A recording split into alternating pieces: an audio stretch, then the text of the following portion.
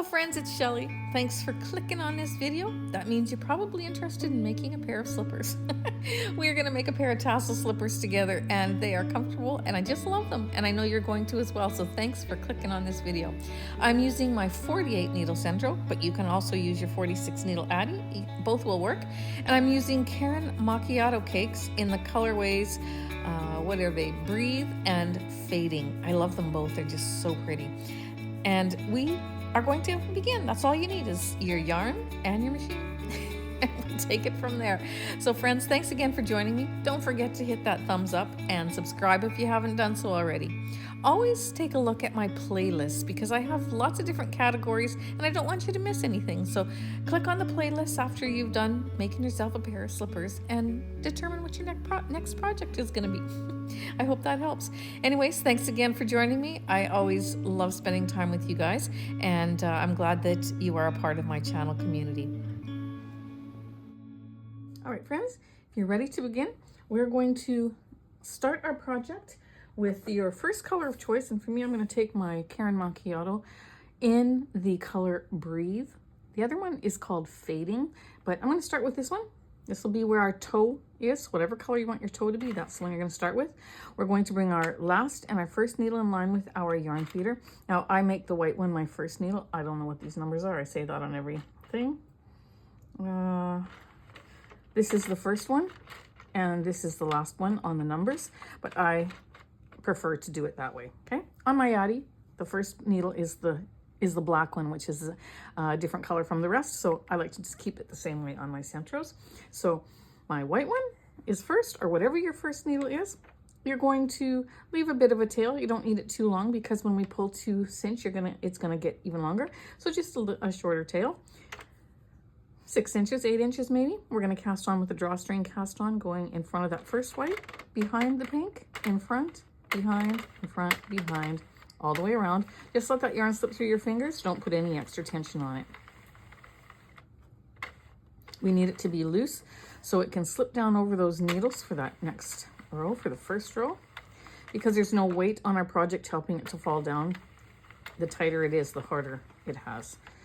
It's the harder time it has to drop down over these two little pink teeth, okay?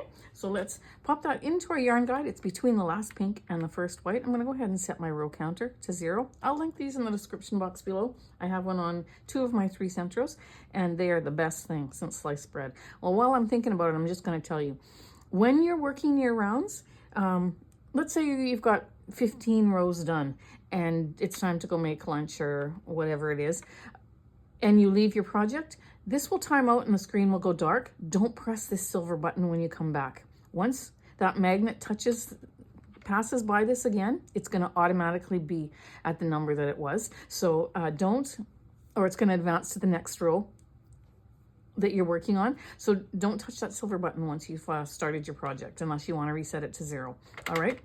But for this project, we're going to go slow for our first round, making sure that we give those loops time to drop down over the pink teeth. And I'm watching to make sure everyone does what it's supposed to do.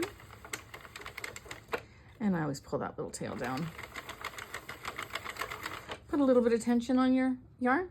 I have it between my 2 fingers like that, and there's just a very, very light tension. Another tip, make sure that this is all the way down in that little pink nook, because if it's not, your needle's gonna miss your yarn. I'm gonna knit 5 rows. This is row 4. I have my magnet for my counter. Let me see, about 1, 2, 3, 4, 5, 6, 7, 8, 9, 10, 11, 12 needles in. So it doesn't count the row that I'm on until I'm past that 12 needle, but I like that, okay? Here's row 5 done. I'm gonna line up that black divider, which I take a black permanent marker and color it. My last pink, my first white, is in line with my yarn feeder. I'm gonna go ahead and I'm gonna cut off that yarn tail, pop it into the center between those 2 needles. We're gonna grab our second color, which for me is called Fading. We're gonna pop that into there, all the way down into that nook. Then I'm gonna do a jogless join, so I'm gonna come around to the other side of that pink needle. I'm gonna hold these 2 tails, and I'm gonna knit about 4 needles or so. Help those loops down under these dividers. Then I'm going to take both ends of my working yarn and I'm going to pull away from each other. And if you didn't see what happened just rewind a bit and look and see how it snugs up the tension on those first few needles, so that when your project is off the machine, if you don't do that, you're going to have looser tension here than what you will on the rest of your project. We're going to go ahead and we're going to knit 5 rows of fading, making sure that I have enough slack coming out of my ball. That's why I like to hold it in my hand, because then I can feel what's happening in the ball. And you're going to find the tension and the speed that your yarn works well with your machine in. So I'm finding this tension to work nice, so I'm just going to maintain it throughout my whole project. Make sure that there's slack coming out of my ball, and I'm going to maintain the tension that's on my hand. And this is row 10. Watching for that black divider to come around. There we go.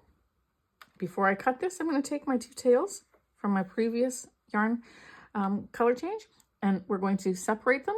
We're going to very gently pull them away from each other. You'll feel it and hear it fall into place. Then you're going to give this a nice tie. Don't tighten this one, because then you'll gather it in there. Tighten this second one. Then you can cut that off. Now, for those of you who are new, when we are knitting in the round like this, every row that we keep going comes up on top of the other. So our color changes are off-centered like that. So by doing the jogless join and then pulling those away from each other, what we're doing when we pull it away from each other is we're pulling it down in line with the previous row, and you'll have a straight seam there. So that's why we do the jogless join. I'm going to knit 5 rows, which I absolutely did already. Sorry, I didn't get too far and I remembered, so I'm going to cut that off. Don't worry, I'll show you another one. And I'm not going to be able to do the jogless join on this one. My apologies, because that needle's dropped down already. So I'm going to pop this in here. I'm going to get that under that first needle. So ignore this row. Stick with me for the next one. And I'm going to knit that. That's what you're going to do if you make a mistake. Now, because we didn't do the jogless join, we can go ahead and tie this one off. Okay, so that's how you would do it. If you don't do the jogless join, you would tie it right away. I'm going to knit 5 rows of this one.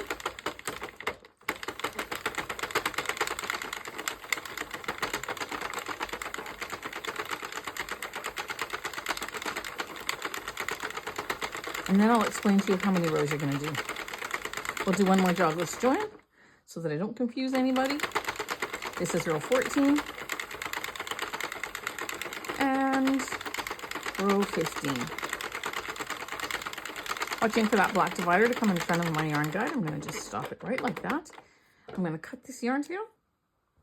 I'm going to pop it in the center between the last pink and the first white. And we're going to take our gray color again, which is called fading. Pop it into our yarn feeder. Then we're going to take it around to the other side of that pink needle. For our jogless join, we're going to hold both tails that are in the center. We're going to knit 4 or 5 needles. We're going to help these loops down under the dividers. We're going to pull away from each other, both ends, so that it snugs up our tension. And we're going to knit 5 rows of this color. I'll do the tie off with you, and then I'll explain to you what we're going to do from there. It's a fairly simple project. This is row 18, row 19, except for my yarn is quite snug coming out of my cake, and row 20. I'm going to stop shy of my divider there just so you can get a better look at what we're going to do here. So I've got my 2 tails here, and usually you can tie off your jogless join. What we're doing is the next step after about 3 rows down, 3 or 4 or 5, but because I'm only doing 5 of each color, I wait until I get to the end. Okay, so you pull it away from each other. You probably could have heard that. And you tie it off. And then you cut it off. Put that into the center. I'm going to finish this row, bringing that black divider in line. We have 20 rows knit.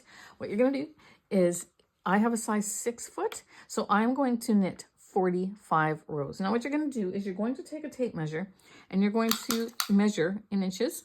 You can do centimeters if you like, but in inches, from the tip of your big toe to the very back of your heel. And for me, mine is exactly 8.5 inches. So then when I'm knitting, I want to make sure that my work goes down to at least 8.5 inches. When I give it just a little stretch out just to loosen up those needles, or those rows, I don't want to stretch it too much. I'm just going to give it a little. Oh, did I miss a stitch here? I certainly did. Look at that. I see that when I was going around. I missed that as we were going.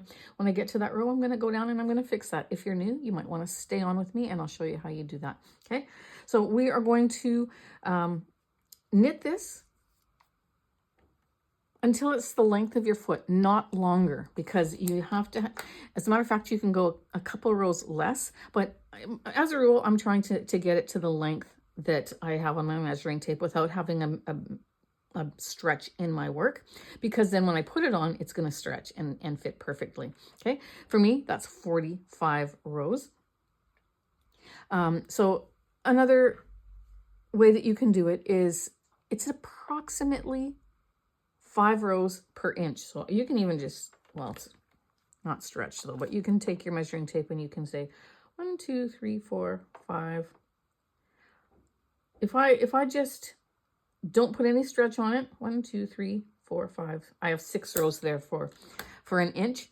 But then when you stretch it, it comes to about 5. So that's pretty accurate. So you're going to, if I multiply 8 times 5, that's 40. And so then I had a half an inch. So let's add 3 rows. That's 43, but I am doing 45. And so it's approximate. Best thing to do is to measure it. So what I'm going to do is I'm going to keep going, alternating every 5 rows for me till I get to row 45. For you, you might want to go a little longer or a little shorter, depending on the size of your foot. Again, I have a size 6 foot. I'm going to go around until I get to this needle here, and I'm going to show you how I fix it. If you don't need to see that, then you can skip ahead until we get to row 45. All right, so this row here, I'm going to bring it in front of my yarn feeder. This is the one I want to fix. I'm going to go a little past it until the needle before it drops down, and this one is still up a little bit. I can take that yarn out of there. I'm going to pop this between the pink teeth of the row before it, and then I'm going to take it and I'm going to wind it around my row counter. That just helps this row not to drop as I'm tugging on this one. Okay, so we're going to take our looming tool, our pick, and we're going to, oops, wrong one. We're going to take our loop off the needle of the row that we want to fix and let it drop. Then we're going to unpick all the rows down to where that tuck stitch is.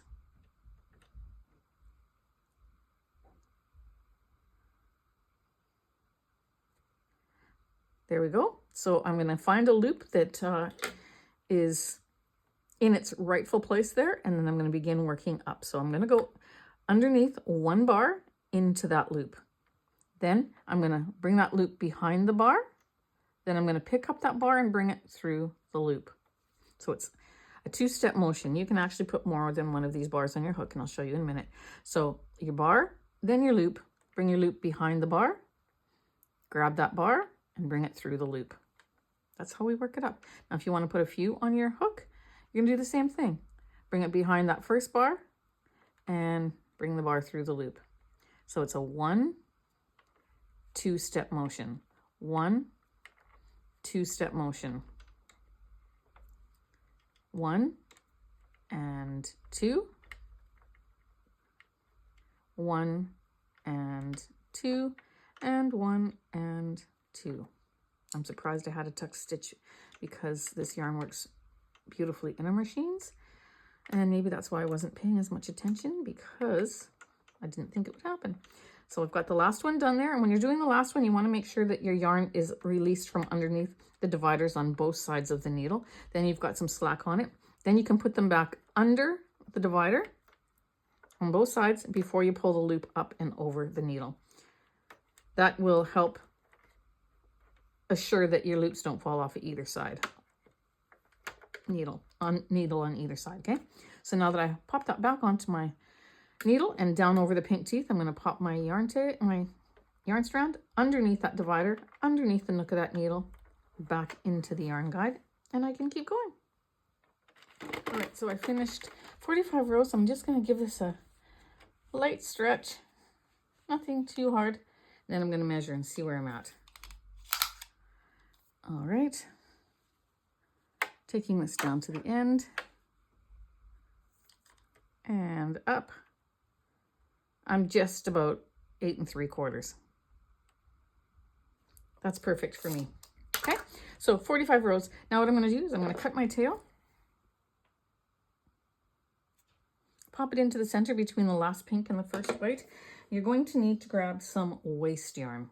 You want to make sure it's a color that you can clearly see against your working yarn, because we are going to need to make a flat edge on the back of our slipper.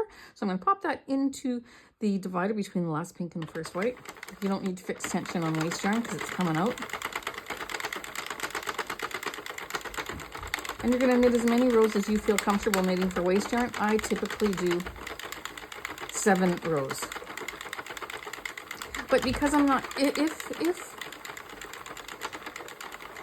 if you're concerned about your last row of waste yarn, like the way I'm removing mine is I'm not going to secure these stitches. At the end, they're all going to be loose stitches, so this can easily unravel. If you're new to this, then do 10 rows so that you have a little bit more slack to play with as it starts to unravel. And you'll see what I mean in just a second. But if you're not new to knitting, then you'll know to do as many rows as you're comfortable with. And I'm just using a waste yarn that I've already used before, so it's got a bit of a knot in it. One more row. Okay, and if you're not comfortable with just leaving it loose like this, then what you can do is you can take your yarn tail out of your feeder, which you're going to do anyways, put it between the last pink and the first white. You're going to put your needle onto your yarn tail, and then as you rotate, when that needle drops down, then you can pick up the loop. And when the next needle drops down, then you can pick up that loop, and then you'll have a guide string in there that's going to keep your rows from unraveling. But I'm not going to do that. I'm just going to rotate my barrel twice.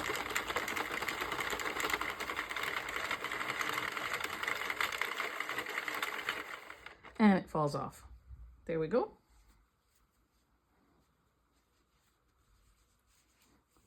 With this kind of variegated yarn, like this gray one, oh, they're both, you can't really see where the join is anyways, but I'll show you. It's right here. It's right along here. You can't see it at all. It's an absolute perfect join.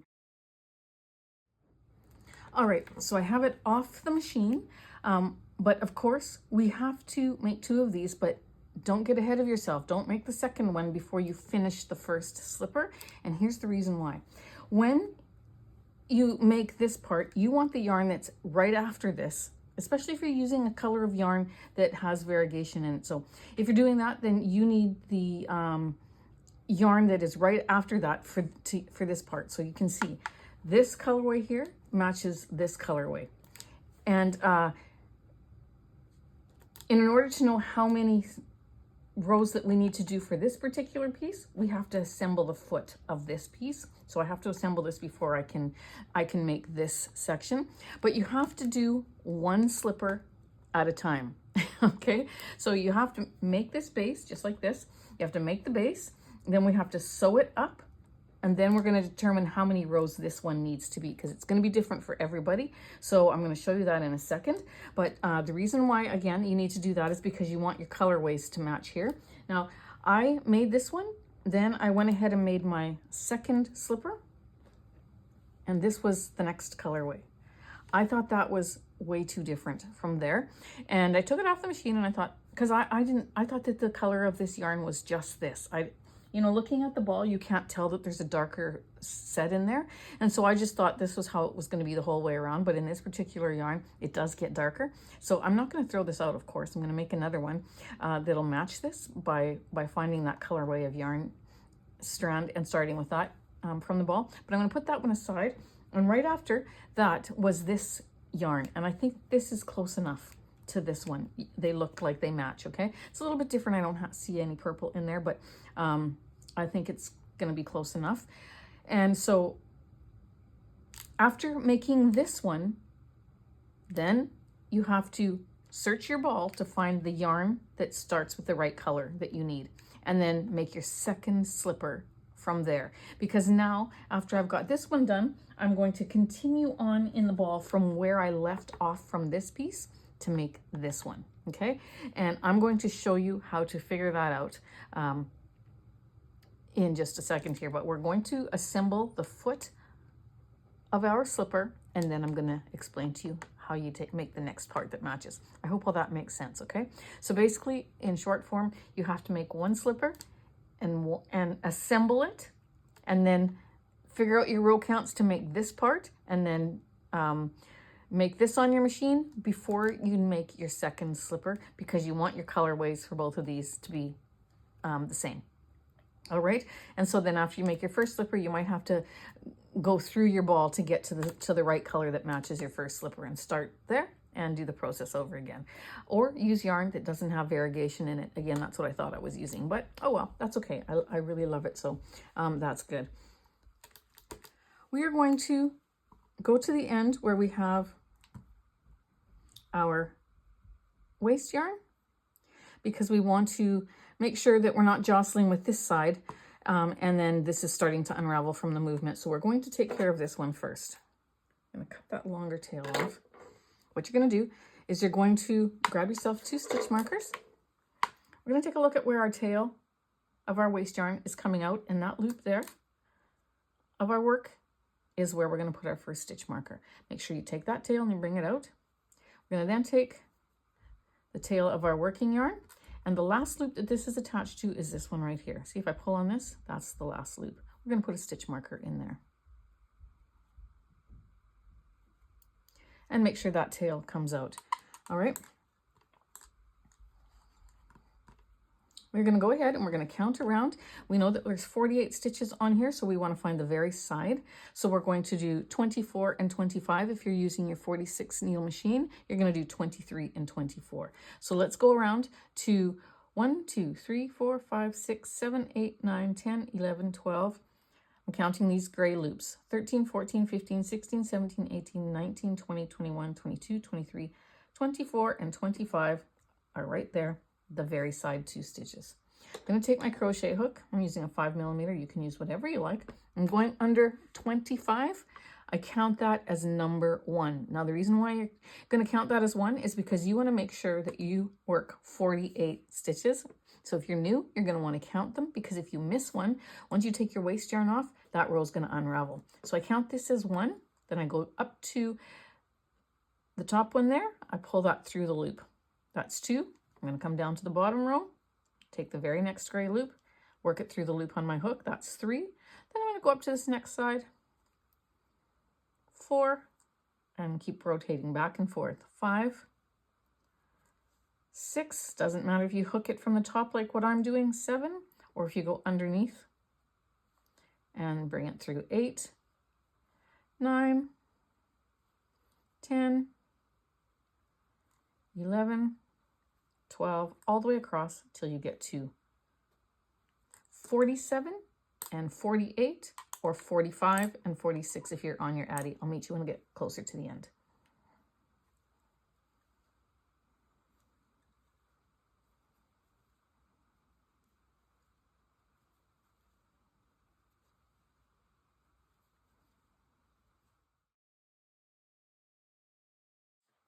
All right, so this one is 47. Can lift up on that and work it. And then this one at the top here is 48, or it will be 46 if you have counted all your stitches, working your stitches from an Addi 46 needle machine. I'm going to yarn over with my tail. I'm going to bring it through that loop and pull down with my thumb. I'm going to then take this long tail and I'm going to pop it on my needle. We're going to get rid of it right away. I'm going to make one more knot. Just going to pick up some strands there. Make one more knot to secure. Then I'm going to pop this down into the seam in between the 2 layers. You don't need to weave it in and out of there because we're going to be sewing that up and it's going to catch, you know, it won't be able to get out. And then I'm going to cut it off. Now it's out of my way so that I can take my yarn and just unravel my waste yarn.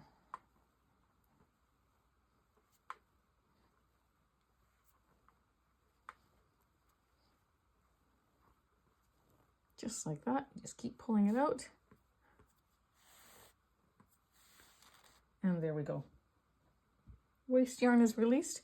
We have a beautiful seam, and that's for the back of our foot. Now what you're going to do is you're going to go to the front. We haven't stretched this out good and proper yet either. And we're going to do that as soon as we finish this, but we're going to pull on our yarn tail from this end. And as you do so, you're going to take your thumbs and your fingers and you're going to smooth this out so that you have a nice, even, smooth top. And you're going to pull. Don't pull so hard that you break it because that would be really, really sad. And we're going to just pull on it like that. You don't want to cut this off too short because we're going to use it to sew up. But I'm going to pop this on my needle. I will link these needles in the description box below. They're metal wool needles. They have a little plastic loop at the end. I love them. You see me using them all the time. And we're going to pick up the top row of stitches around that toe. This is very important. These are slippers. They're going to get a lot of wear. You want to have this reinforced. Don't skip this part. And pull through. And smooth that out. Then get under the top row. And pull through. And as you do this too, it tightens that little end hole so it's closed even more firmly. Okay, I'm going to get underneath another section and pull. And one more little section. It's important that you smooth it out like that before you get underneath.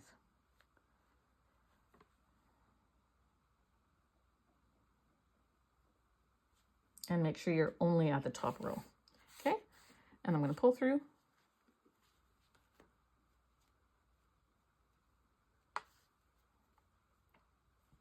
And I'm going to knot off. Pick up a strand or two. Pull through. And pull that knot down with your thumb. And do it one more time.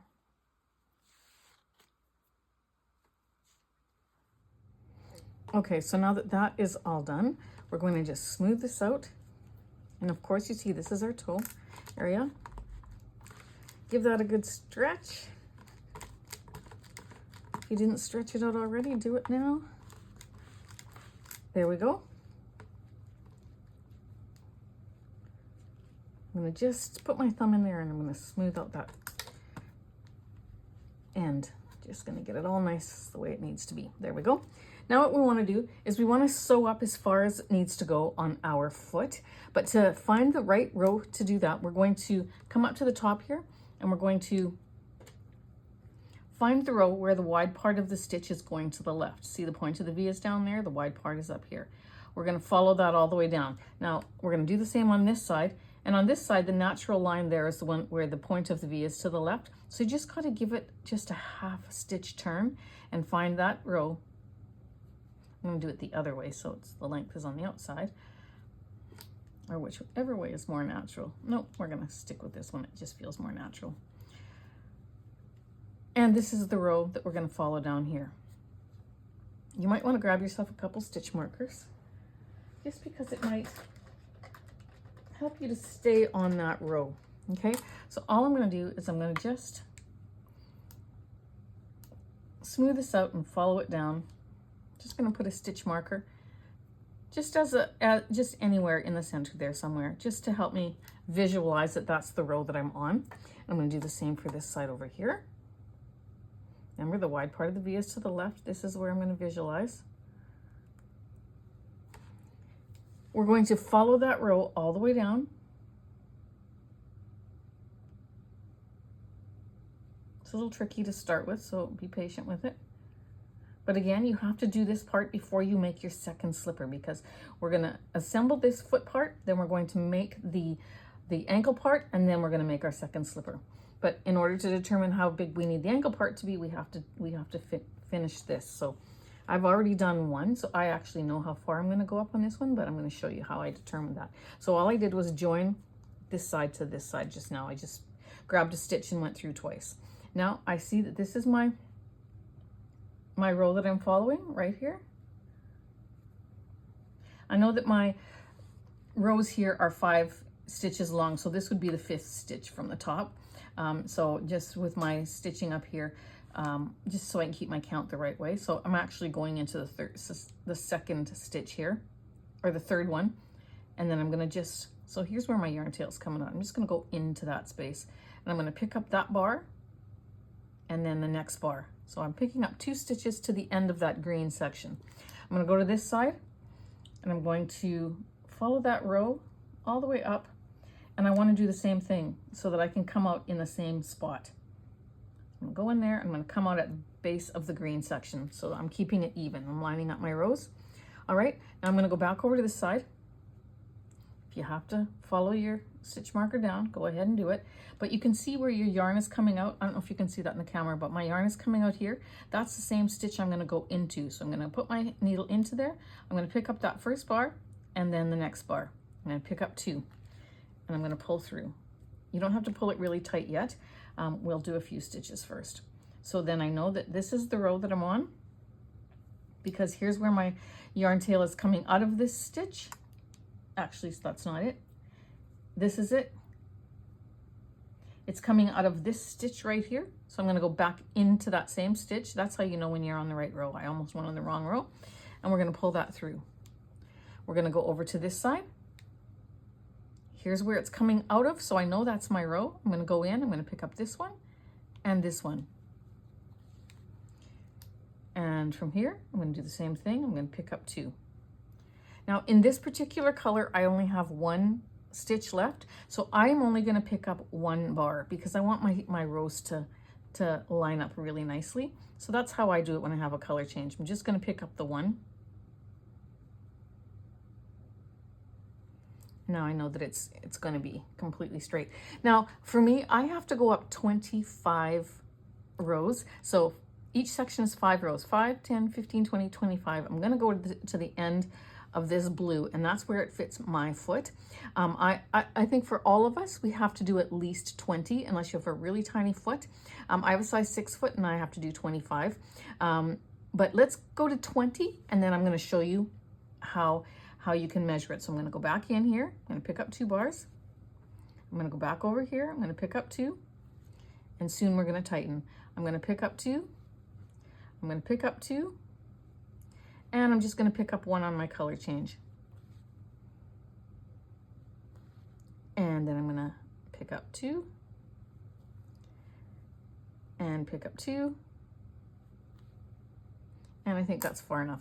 We're gonna pinch the end here, we're gonna grab our tail, and we're gonna pull. Be gentle. Pull, and you have a nice even stitch. Your lines are all matched up beautifully. And we're gonna go back into this side. Here's where it's coming out. You're gonna go back in and pick up those 2. And pick up these 2. And then I'm gonna pick up 1 because we have rows of 5, we're always gonna end with 1. And that's, again, how I keep my, and then I can pull, how I keep my seams nice and straight. So now what you're gonna do is you're gonna put your foot in there. Okay, so you're gonna put it on. And you're going to see how far you have to go. So for me, this is too low. Unless you want just a very, I mean, you might like it that way, but to make this slipper work, you have to really go a little bit higher. Maybe it's best if I have my foot like this. So I'm gonna go down 5 more rows, and that's gonna take me to the base of my foot right there. Maybe just a little tiny bit lower, but that's what works for me. So I'm going to do 5 more rows. It's surprising how much extra length you get on these. Once they're all sewn up and you put them on and wear them, even for just like 5 minutes, then those fibers all loosen up and you have a nicer fitting slipper. When I put that on just now, you probably said that's too small, but it actually is not. It's going to be perfect. That's why I don't want you to make too many rows and think you have to make it extra long. And there we go. So now I'm going to pull that. Don't pull this so tight that you bunch it up in there. I mean, look at how ugly that looks, okay? You want to make sure that it's nice and straight, but that it's not pulling. And I know that that is enough for me. So when I get to where it's enough for me, I'm going to go underneath both bars of that stitch and both bars of this stitch. I'm going to make a knot. And I'm going to do that one more time. I can take these off. Those are just a little extra visual for me. And now what we got to do is we're going to take this yarn tail. We're going to hide it into our work in between the two layers. Pull it out, pull it up, and cut it off. Let's work on the back of our slipper now. Taking that yarn tail, we are going to put it on our needle.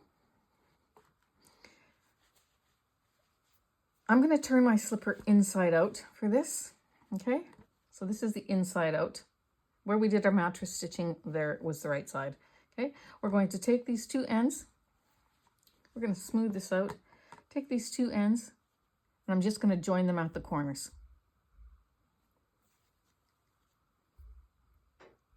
And one more time with a little knot.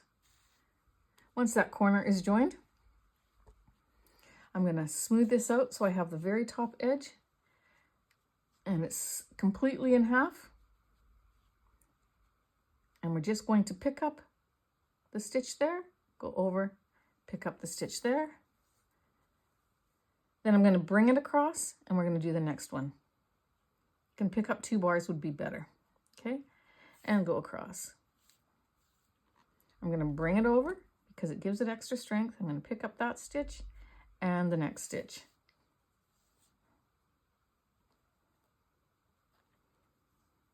We're going to do our heel when we get down here a special way, so don't shut the video off at this point, or shut it off until you get to that heel part, and then make sure you come back. We don't want a sharp edge like that on our heel. And we're going to pull that.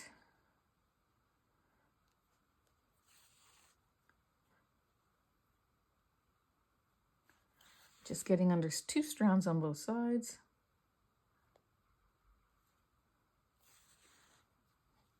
Making my way down. It is a beautiful day here in Manitoba.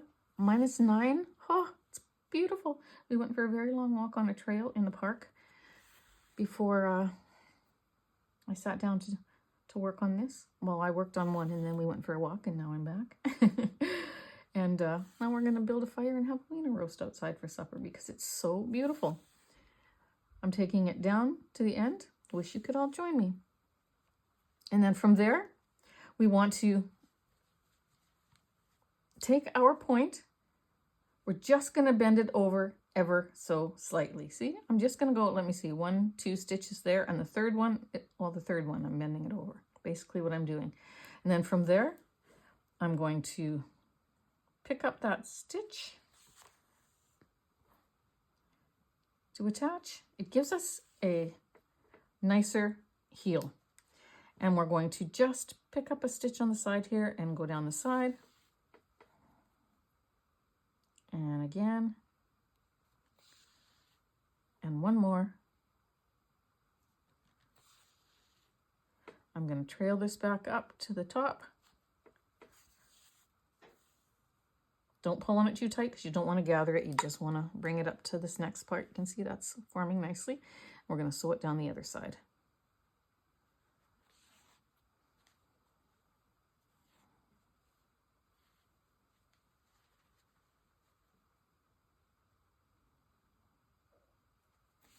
There we go.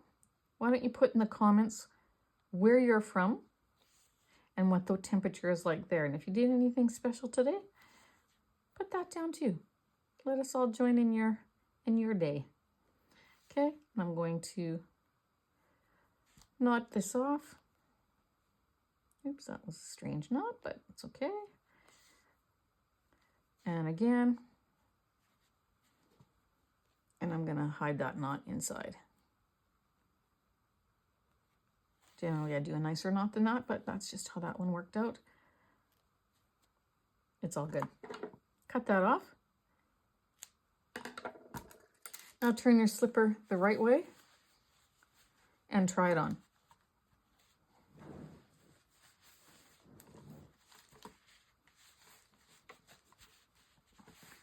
Perfect so far. You can leave it like this. This is the Grandma Mary slipper that I have on my channel, just with stripes. And now we're going to do the inside part, but I'll show you now why we needed to make this first. Depending on how wide your opening is how many rows you're going to do. So in order to determine that, and now you'll see why we had to sew it up first. When I count my stitches all around here, I have 40. It just worked out that way. It worked out the same way. 5, 10, 15, 20, and then because of my color changes, you can actually just we ended here. So 5, 10, 15, 20, and the other 20 is 40. And I just, for good luck and good measure, I did 42 rows for mine. So count your rows and then add an extra 2 stitches, just to give it a little bit more width.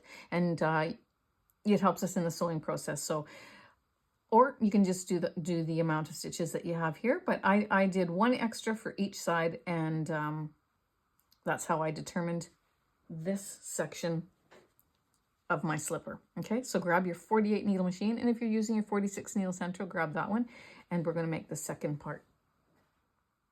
So for this section, we need to start with waste yarn. Okay, so I'm going to take that waste yarn that I have.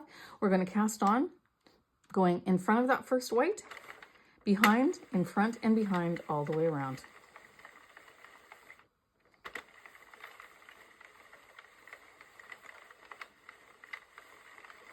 Again, I'm letting it just slip through my fingers and into the feed. And I'm going to go slow that first round, making sure that it catches.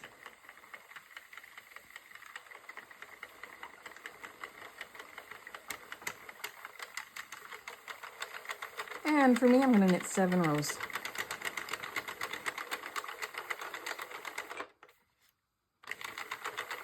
On the end of my 7th row, there we go. I'm going to line up the last pink and the first white. I'm going to set my row counter to 0 and cut off my waste yarn.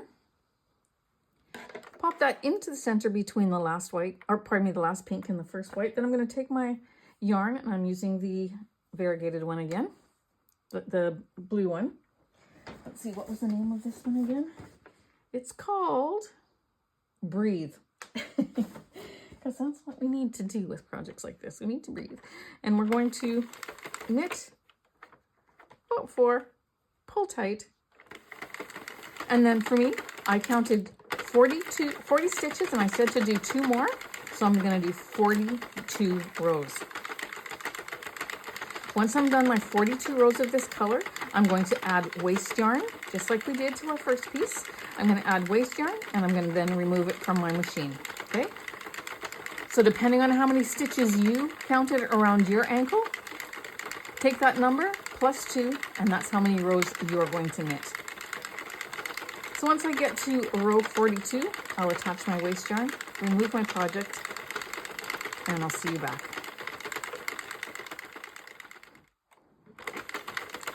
Just a quick note here, when I add my waste yarn, I'm not going to remove the waste yarn the same way that I did on the foot part. We are going to secure those stitches with the drawstring cast off. Not that we're going to drawstring it closed, but it just will hold those stitches. So if you don't understand what I'm saying, come back and see me at the end of your row count, and I'll do the waste yarn with you, okay? Have fun, friends.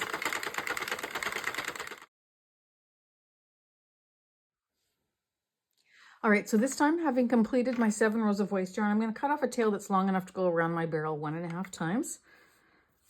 And we're going to hold those stitches, because we're going to do the Kitchener stitch on this piece. And so we don't want these stitches to unravel on us before we're finished that process. So what I'm going to do is I'm going to turn my handle so that first needle drops down, and then I'm going to pick it up, the loop up with my needle here. I'm going to take the next one. It's best not to take too many stitches at a time. Like, don't rotate your barrel so far that you have like several stitches like this, unless you unless you have done this for a while and you know the tension, because if you pull up on this and you pull too hard, you're going to pull this stitch off of your teeth and it's going to start unraveling that as well. So always pull your needle out to the side like this, and until you get some slack on here, only release a few needles at a time.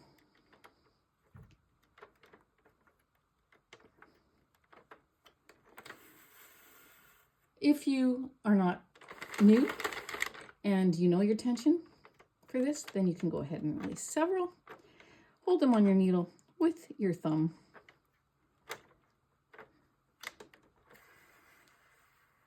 And go around your barrel and release all your stitches.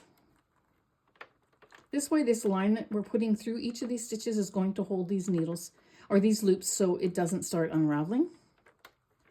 And it gives us plenty of time to do the Kitchener stitch.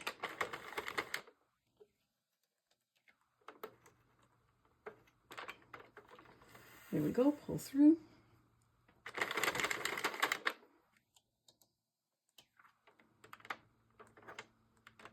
All right, friends, so go ahead, keep doing this until all of your stitches are released.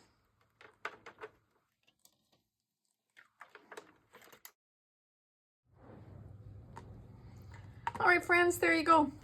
Those are the colors I wanted to see. Yay, give it a stretch. And we're going to close the ends. Now, we're going to close both ends the same way. Let's just grab whichever end is here. The one where your waste yarn is going down, I believe that's the end of our work. We're going to pull out, I could be wrong, have to think about that for a minute, but regardless, where your yarn tail is going down into your work, we're going to grab that side. Now, your waste yarn tail here is going through the loop that we're going to put a stitch marker in. So this loop right here, pop a stitch marker in there, then go over to the other side. And where your working yarn is, you're going to pull that loop up a little bit. That's attached to this tail. Put a stitch marker in there. Just trust me, you're going to want to do it because sometimes once you start working this end, it can get, these two stitches can get tight and then they're hard to find. Okay, we're going to go across to our very side stitches. So for me, that's 24 and 25 because this is a 48 needle machine. So 1, 2, 3, 4, 5, 6, 7, 8, 9, 10, 11, 12, 13, 14, 15, 16, 17, 18, 19, 20, 21, 22, 23, 24, and 25. These two right here. And those are the two we're going to begin our stitching in. What you're going to do is you're going to take a piece of yarn that goes 1, 2, 3, and 4. And a little bit more for good measure. And we're going to put that on our needle. I do have a video teaching you how to do the Kitchener stitch, so I'm going to show you, but I'm not going to take as much time as I normally would if it was a teaching video specifically for this. But I'm going to give you some techniques on how to do this Kitchener stitch that might help you out. If you're new to it, don't be scared. And we're going to do it together. Here's stitch 25. Let's say that this is inside the house and this is outside the house. This is inside the house. This is outside the house. We're going to go through that loop to the inside of the house. Pull it through. Leave a little bit of a tail so that you can have enough to sew in. I'm just going to tuck that inside underneath my waste yarn just to hold it so I'm not wrapping this around it every time I pull. I'm going to go up to this stitch here, 24. We're going to go from the outside to the inside. And now we're ready to begin picking up 2 stitches. We're going to go back down to this one here. This was stitch 25. We're going to go from outside to the inside and then from inside to the outside of that very next stitch. If you look at this, once you put your needle through and you bend that, you can see a stitch. The V, point of the V is closest to me. I'm going to pull through. If you're hearing yelling, it is my neighbor yelling at her dogs. She has 4 dogs. I just heard her yelling. I'm going, oh, it just made me startled. Okay, so, and she's very great to her dogs, so they must have been doing something. So we're going to go into 24 here, and then, so into the house, then through the next stitch, we're going to come out. And now if you look at that as a stitch, the point of the V is up here. Okay, pull through. We're always going to go into the stitch that we came out of on that row. So I came out of this stitch. If I fold this up, There's another visual. If I fold that, so this is a stitch that hasn't been worked. This was the last stitch that was worked. Here's my V. I can go right across. That's essentially what we're doing. So the point of the V is facing me. Up on this top row, you do it so that the point of the row is away from you. Here's the last stitch that's worked. All you got to do is go across. See that stitch? That's essentially the Kitchener stitch. If you can visualize that, and then you pull it, but you don't want to pull it really snug. You want to have the same tension as the rest of your work. Here's the last stitch I went into. I'm going to fold that up. I see my V. I can go straight across. Once you get that visual of picking up a stitch like that, then you'll easily be able to go from the outside to the inside, from the outside to the inside. Let's give you one more visual up here. Fold it away from you, point to the V is away. You can go straight across. Essentially, that is the same as, let's get this tail through, as going inside of the house, come outside. Visuals are always good for me, so maybe they are for you too. I'm going to go into the house, and I'm going to go back outside. I'm going to go into the house, I'm going to go back outside. Into the house, back outside.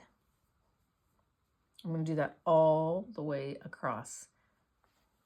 So your first stitch that you pick up is always the one that you last worked in that row. Okay, we're going to go all the way across. And when I get to the end, I'll meet you back.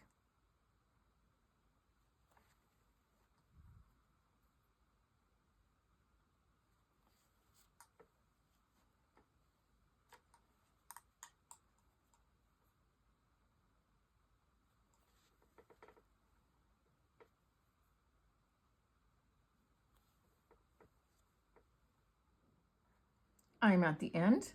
I have a couple stitches left. I'm going to go into there, pick up that stitch, go up to the top, pick up that stitch, and then just where my stitch markers are. So I'm going to go down into this stitch. I can then remove my stitch marker, go over to this side, pull up on my stitch marker for this one. There we go. Pull it out. I can now take these two yarn tails. I can cut them off a little bit shorter because they're quite long. You can take them, you can tie a knot to secure. I'm going to take those two.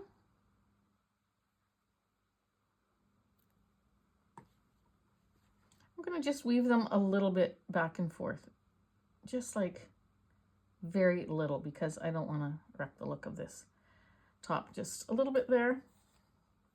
So I think I did two stitches there. And then I'm just going to go back.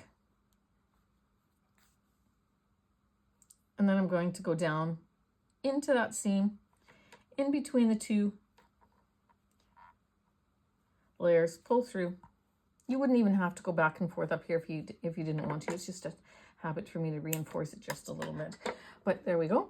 And then I'm going to take this one, and we can't forget to tie this off because this is a loose strand. So I'm going to take it. And I'm just going to go to the very end there. And I'm going to tie a knot. Shut down with my thumb. One more. This one I'm not going to weave across. I'm just going to put it in. And down into that seam.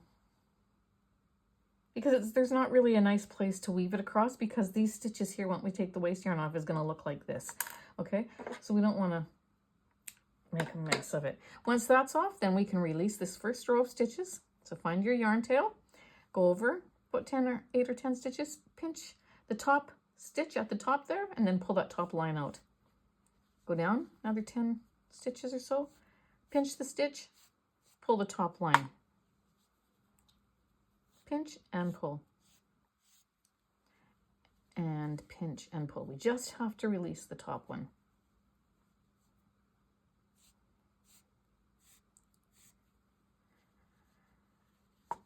And we're almost there. And then I'm I'm just going to pull this off because I've used this waste yarn several times, so I'm just going to throw it out.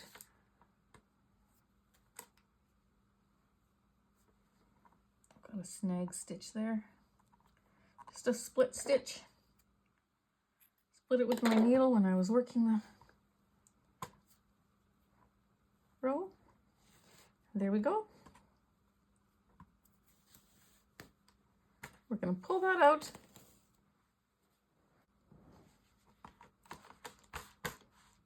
Smooth that out. Get our corners where they should be.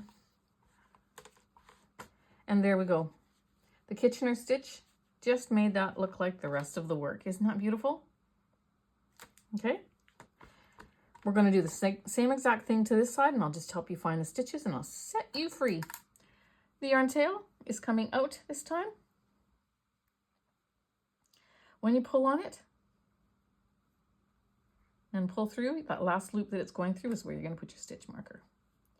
Then go to the left of that and you'll see this one here. The stitch that's right beside that tail is the one you're going to take. You're going to count over to 24 and 25. You're going to work it back. Finish off the same way we did the other side. All right, there you go. We have our side that we just did the Kitchener stitch on this side. And here's the other one where we did the Kitchener stitch. They look absolutely beautiful. So having it flat on the table like that, we need to find the center. So we're going to just take the long end and we're going to fold it up. And we're going to just take one side there. And we're going to just fold it in half. Then we're going to take a stitch marker and we're going to place it in that area right there. That's all we need to do, just like that. Then we're going to take this and we're going to fold it over across, just like that. Once it's across, you can take that stitch marker, put it back in, grabbing both sections, just like that. Okay, so that is the middle piece. We're going to take a piece of yarn. We're going to put it onto our needle. We're going to begin in the center here. So we've got to have it long enough to go here and then all around. So I'm going to take a fairly long piece. We're going to pop it on our needle. We're going to go where this stitch marker is. So now you can take it out.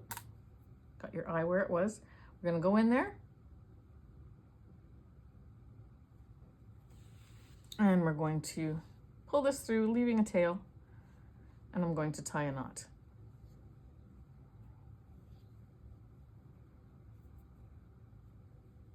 We're going to hide that one in our work, but we're going to go down on this side here. And now we're going to, I'm going to actually tuck that in there, or you can hide it now before you do this next part. But what we're going to do is we're going to take a look at our rows here, and the best that we can, we're going to pick up a stitch. So I'm going to pick up a stitch there. So 2 bars. Then I'm going to go across and I'm going to pick up 2 bars. I'm going to come to the next row. The point of the V is closest to me here. I'm going to pick up that stitch. The point of the V is away from me. I'm going to pick up that stitch. So you're basically doing the Kitchener stitch all the way down. And the next row, point of the stitch is close to me. And the point of the stitch is away from me. We're going to do this all the way down to this corner.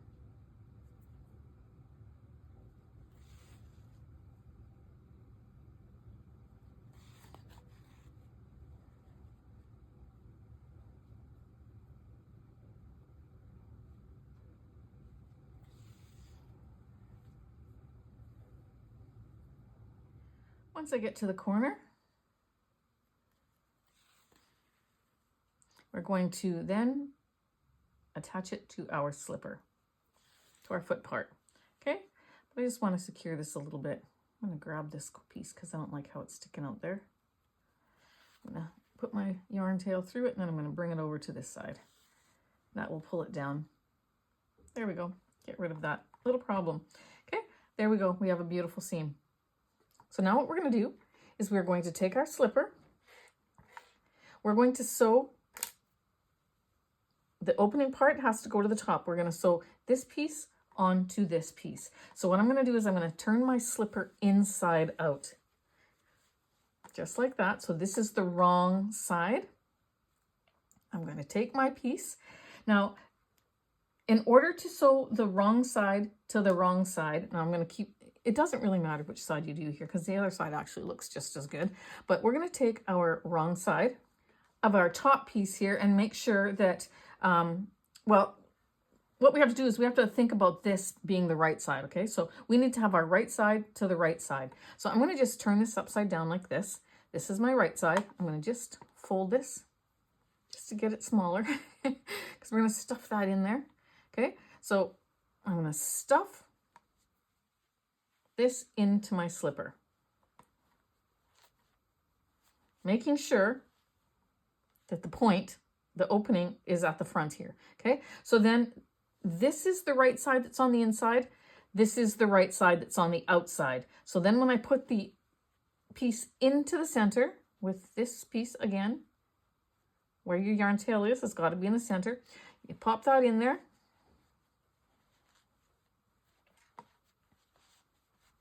It's a little tricky. But now we have, and you might think of a better way to do it. This is how my brain sees it, okay? And if you do, all the power to you. I hope you do, actually. But I thought about this for a long time, and I think, what's the best way to put this thing on? And it's like putting the right sides together, but I want to sew on the wrong side, so that's how come I'm doing it this way. So I am going to find my top row here, which is here, and we're going to just straighten it out.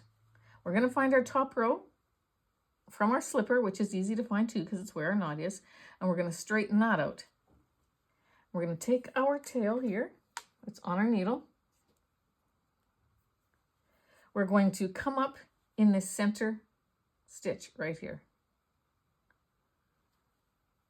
Now we have just joined the two. All right, now it's going to get a little easier because now we're just going to visualize it going around. I'm going to find that top row of the inside piece. Here's the top row of my outside piece.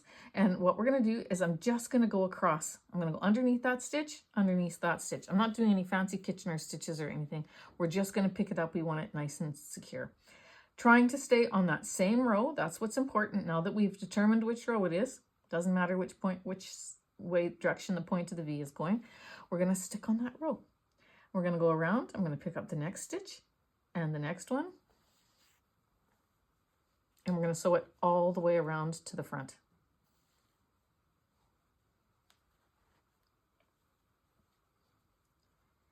And just lifting that up. What you could do too is you could determine which is the center here so that your center matches your center seam there. That might be something that you want to, I'm going to just do that with you just because then you know you're getting it straight. Here is where my center is of my inside piece. Here's the center seam of my foot. Then I know that this half stays on that half, this half stays on that half, this half, and I'm going to just keep going around.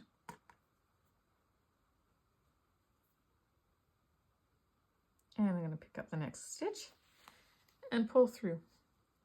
Always going in from this side and out that side, because then your yarn is crossing over and it's giving it some extra strength. And across. And across. And you're going to sew all the way around till you get back to there. All right, friends? Make sure that you line up your row here and you stay on the same row on this half and maybe follow it through from here and find that row. Stay on that row for that second half as well. I'll see you. Coming around to the edge here, or the back. Almost done. This is what the seam looks like. Very basic, very nice. I'm going to make sure that my center of the slipper piece and the center of my inside piece, or this one here, they line up at the back. We lined it up at the front, now it's lined up at the back. I'm going to just reinforce it and go into that same stitch one more time. And now I'm going to go around the other way, finding my row that I want to stay on. I'm going to just line it up.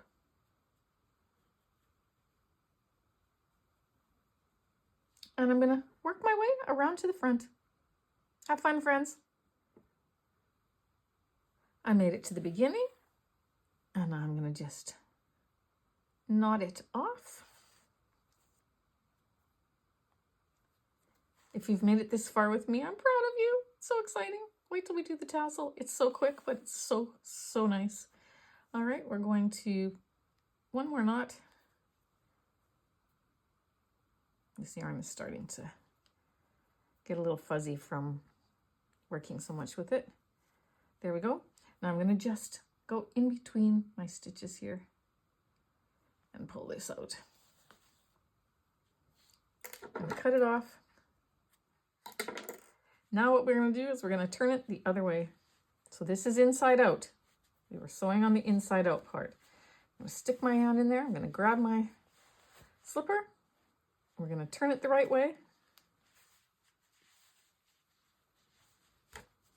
And there we go, friends. Fold that down. And we've got such a nice slipper. I'm going to put it on.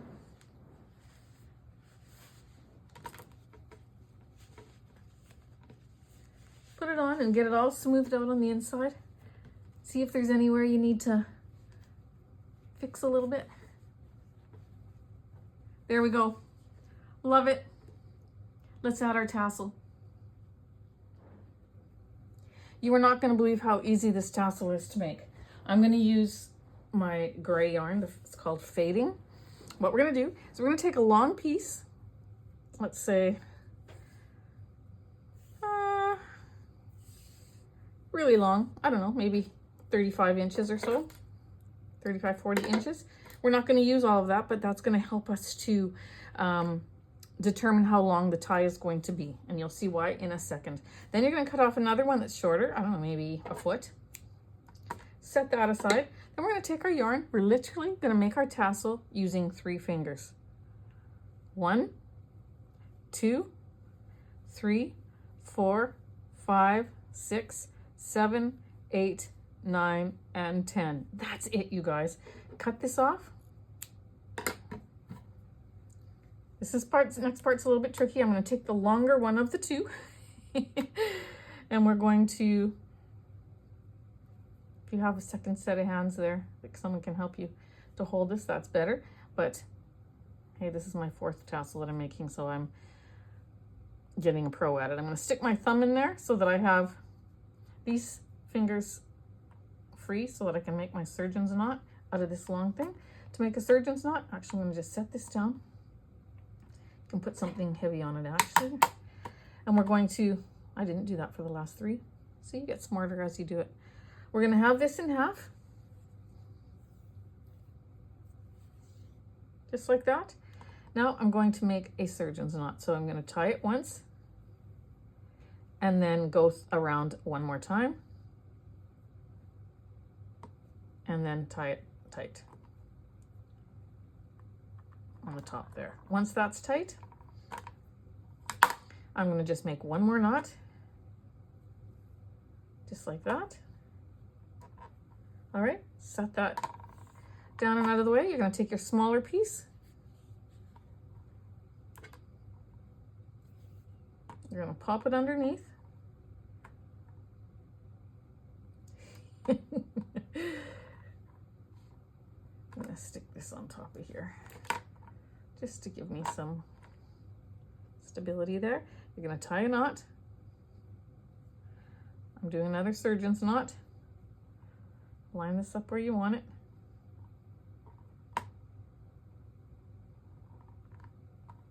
About like that. And then I'm going to take the one end and I'm going to wrap it around 1 and 2 times. I'm going to take the other end and go the other direction. 1 and 2, and then I'm going to tie them in the back. That is how I'm making this tassel, but we still got to cut the ends. You make it however you make your tassels. I just want small ones, and I thought this would be the quickest way to do it, and I'm fine with it. So we're going to do that. Then I'm going to put this yarn tail on my needle.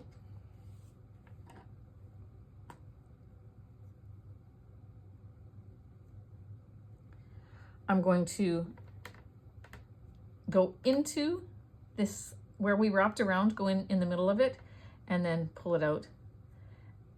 And then when you pull it through, You can pull that and you'll hide the knot, but also then your strands can be part of your tassel. And we're going to cut our loops. Just like that. Give it a good haircut. And here's why you needed it to be long. We're going to, I'm just gonna make these even here. I'm gonna take my other one that I made. Where art you? Art thou? I'm gonna put the both strands of the one tassel onto my needle. We're going to go up to the top here and push it through. Taking the next second one that we did, we're going to do the same thing. And we're going to push that one through just on the other side of that seam.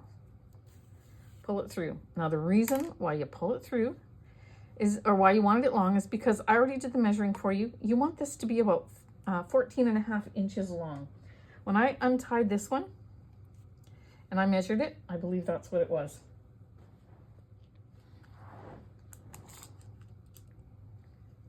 It's not 14.5, 4.5, sorry. Boy, 14.5 would have been way out here. 4.5 inches long to the tip of the tassel. And the other one can be just a little bit longer if you want.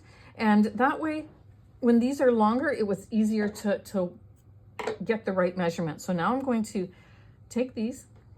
I've got one just a bit longer than the other one, and that's the one I'm going to measure 4.5. So I'm going to pull this.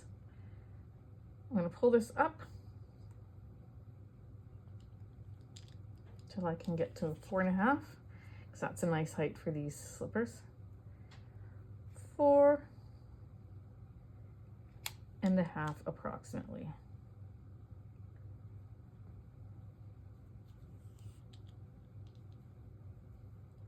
I'm getting these two tails. There we go.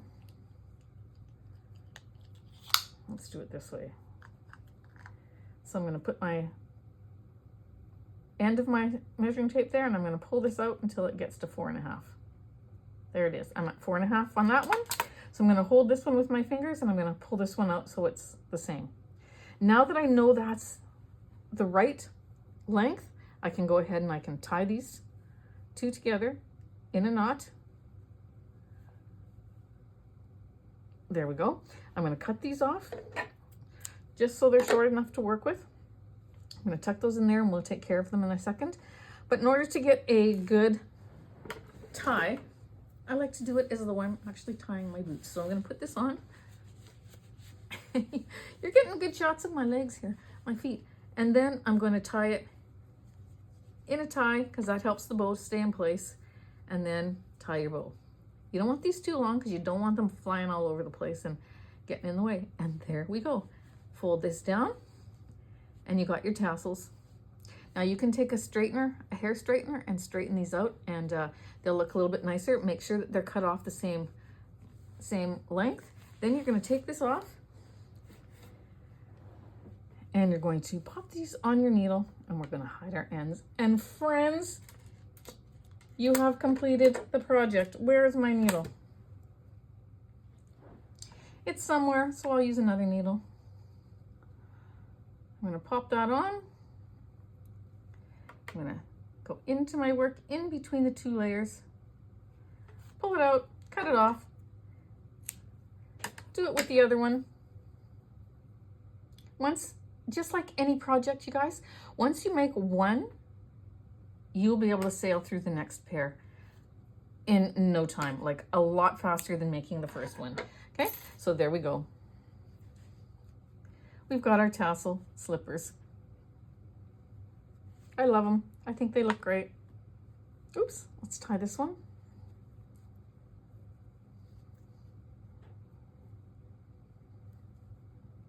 Just like that. Double knot it if you like. However it works for you. You be you.